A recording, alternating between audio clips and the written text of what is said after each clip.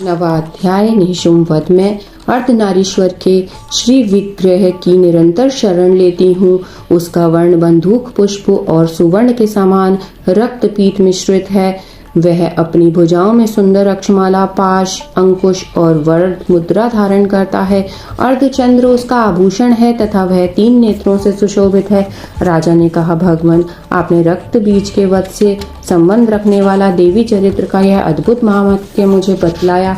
अब रक्त बीज के मारे जाने पर अत्यंत क्रोध में भरे हुए शुंभ और निशुंभ ने जो कर्म किया उसे मैं सुनना चाहता हूँ। ऋषि कहते हैं, राजन, युद्ध में रक्त बीज तथा अन्य दैत्यों के मारे जाने पर शुंभ और निशुंभ के क्रोध की सीमा न रही। अपनी विशाल सेना इस प्रकार मारी जाती देख निशुंभ अमर्ष में भरकर देवी की ओर दौड़ा।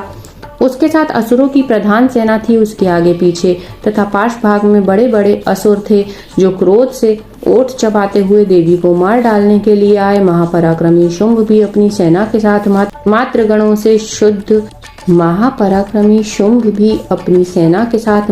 गणों से युद्ध करके क्रोधवश चंडिका को मारने के लिए आ पहुंचा। तब देवी के साथ शुंभ और निशुंभ का घोर संग्राम छिड़ गया। वे दोनों दैत्य मेघों की भांति बाणों की भयंकर वृष्टि कर रहे थे।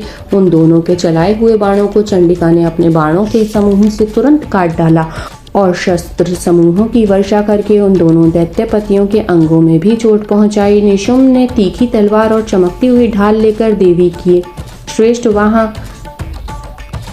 श्रेष्ठ वाहन सिंह के मस्तक पर प्रहार किया। अपने वाहन को चोट पहुंचने पर देवी ने शूरप्र नामक बाण से निशुंभ की श्रेष्ठ तलवार तुरंत ही काट डाली और उसकी ढाल को भी, जिसमें 8 चांद जड़ थे, खंड खंड कर दिया। ढाल और तलवार के कट जाने पर उस असुर ने शक्ति चलाई, किंतु सामने आने पर देवी ने चक्र से उसके भी 2 टुकड़े कर दिए। अब तो निशुंभ क्रोध से जल उठा और उस दानव ने देवी को मारने के लिए शूल उठाया, किंतु देवी ने समीप आने पर उसे भी मुक्के से मारकर चूर्ण कर दिया।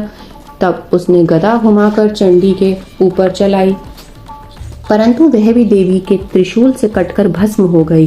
तदनंतर दैत्यराज निशुंभ को फरसा हाथ में लेकर आते देख देवी ने बाण समूहों से घायल कर धरती पर सुला दिया। उस भयंकर पराक्रमी भाई निशुंभ के धराशायी हो जाने पर शुंभ को बड़ा क्रोध हुआ और अंबिका का वध करने के लिए वह आगे बढ़ा। रथ पर बैठे बैठे उत्तम आयुधों से सुशोभित अपनी बड़ी बड़ी 8 अनुपम भुजाओं से समूचे आकाश को ढककर वह अद्भुत शोभा पाने लगा। उसे आते देख देवी ने शंख बजाया और धनुष की प्रत्यंचा का भी अत्यंत दुस्सह शब्द किया। साथ ही अपने घंटे के शब्द से जो समस्त दैत्य सैनिकों का तेज नष्ट करने वाला था, संपूर्ण दिशाओं को व्याप्त कर दिया। तदनंतर सिंह ने भी अपनी दहाड़ से, जिसे सुनकर बड़े बड़े गजराजों का महान मत दूर हो जाता था, आकाश, पृथ्वी और 10 दिशाओं को गूंजा दिया। फिर काली ने आकाश में उछलकर अपने दोनों हाथों से पृथ्वी पर आघात किया। उससे ऐसा भयंकर शब्द हुआ जिससे पहले के सभी शब्द शांत हो गए। तत्पश्चात शिवदूती ने दैत्यों के लिए अमंगलजनक अट्टहास किया।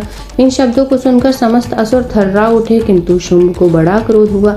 उस समय देवी ने जब शुंभ को लक्ष्य करके कहा, ओ दुरात्मा, खड़ा रहे। तभी आकाश में खड़े हुए देवता बोल उठे, जय हो, जय हो। शुंभ ने वहां आकर ज्वालाओं से युक्त अत्यंत भयानक शक्ति चलाई। अग्नि में पर्वत के समान आती हुई शक्ति को देवी ने बड़े भारी लूके से दूर हटा दिया।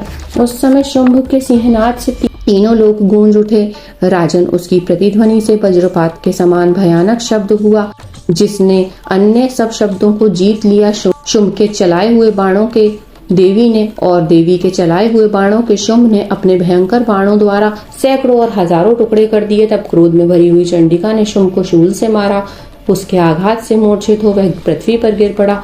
इतने में ही निशुंभ को चेतना हुई और उसने धनुष हाथ में लेकर बाणों द्वारा देवी, काली और सिंह को घायल कर डाला। फिर उस दैत्यराज ने 10,000 बाहें बनाकर चक्रों के प्रहार से चंडिका को आच्छादित कर दिया। तब दुर्गम पीड़ा का नाश करने वाली भगवती दुर्गा ने कुपित होकर अपने बाणों से उन चक्रों तथा बाणों को काट गिराया। यह देख निशुंभ दैत्य सेना के साथ चंडिका का वध करने के लिए हाथ में गदा ले बड़े वेग से दौड़ा। उसके आते ही चंडी ने तीखी धारा वाली तलवार से उसकी गदा को शीघ्र ही काट डाला। तब उसने शूल हाथ में ले लिया। देवताओं को पीड़ा देने वाले निशुम्भ को शूल हाथ में लिए आते देख चंडिका ने वेग से चलाए हुए अपने शूल से उसकी छाती छेद डाली। शूल से विदीर्ण हो जाने पर उसकी छाती से एक दूसरा महाबली एवं महापराक्रमी पुरुष खड़ी रह कहता हुआ निकला। उस निकलते हुए पुरुष की बात सुनकर देवी ठक्काकर हंस पड़ी और खड्ग से उन्होंने उसका मस्तक काट डाला। फिर वह पृथ्वी पर गिर पड़ा। तदनंतर सिंह अपनी धाड़ों से असुरों की गर्दन को चलकर खाने लगा। यह बड़ा भयंकर दृश्य था। उधर काली तथा शिवदूती ने भी अनान्य दैत्यों का भक्षण आरंभ किया। कौमारी की शक्ति से विदीर्ण होकर कितने ही महादैत्य नष्ट हो गए। ब्रह्माणी के मंत्रपूत दल से निस्तेज होकर कितने ही भाग खड़े हुए। कितने ही दैत्य माहेश्वरी के त्रिशूल से छिन्न भिन्न हो धराशायी हो गए। बाराही के तुतुन के आघात से कितनों का पृथ्वी पर कचूमर निकल गया। वैष्णवी ने भी अपने चक्र से दानवों के टुकड़े टुकड़े कर डाले। ऐन्द्री के हाथ से छूटे हुए वज्र से भी कितने ही प्राणों से हाथ धो बैठे। कुछ असुर नष्ट हो गए, कुछ उस महायुद्ध से भाग गए तथा कितने ही काली शिवदूती तथा सिंह के ग्रास बन गए। इस प्रकार श्री मार्कण्डेय पुराण में सावर्णिक मनवंतर की कथा के अंतर्गत देवी महात्म्य में निशुम्भ वध नामक 9वां अध्याय पूरा हुआ।